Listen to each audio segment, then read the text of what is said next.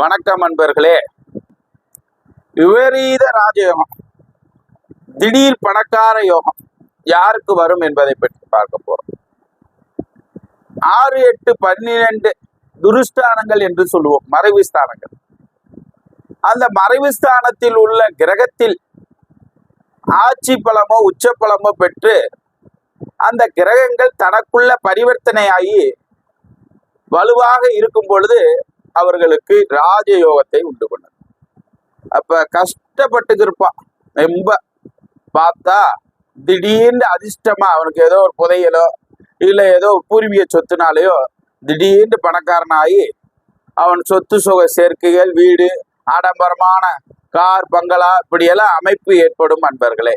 இந்த மாதிரி ஜாதக ரீதியாக இருக்கும் பொழுது அந்த தசாபுத்தி காலத்தில் அவர்கள் பெரிய ராஜயோகம் ஏற்பட்டு எல்லோரும் திரும்பி பார்க்கிற அளவுக்கு பணக்கார தன்மையை ஏற்படுத்தும் அன்பர்களே. நன்றி, வணக்கம்.